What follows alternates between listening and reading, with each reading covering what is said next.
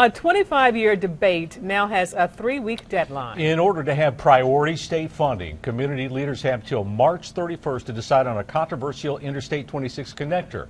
News 13's Ingrid Alstead joins us live near the Jeff Bowen Bridge. Ingrid, the idea is to build a route that connects I-26. Yeah, and here is one reason for that push, Darcel: rush hour traffic. Now, for decades, the community has not been able to agree on a route, but a deadline may finally force a decision. Rick Tipton has been looking at versions of this map for decades. You can see where it crosses the river here. A slight shift of a red or yellow line means a lot to the houses and businesses now covered in color. Nobody likes to have to move, but sometimes that's a necessary thing with a project such as this. This is the DOT's latest version of the Interstate 26 connector.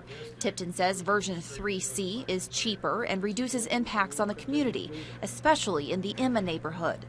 Instead of 45 residential relocations, 19 would be affected. They would have gone through this area here. It's been a discussion since the late 80s, but community members and leaders could never agree on a route until perhaps now.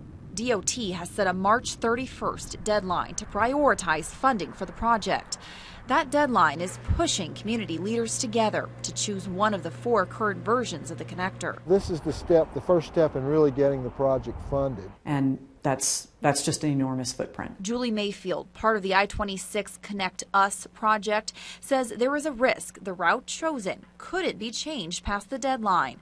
But an environmental survey on the new route won't come out till next year. This process is backwards.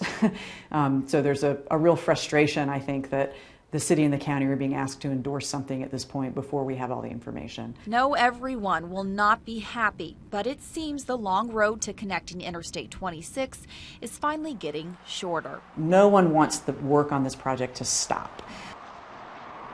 And we also spoke to a Buncombe County Commissioner, Joe Belcher. He says local leaders are coming together, and that could push the project to the top of the state's list. Now, both city and county leaders will discuss this issue at their March meetings, and also DOT will hold a community meeting in early May.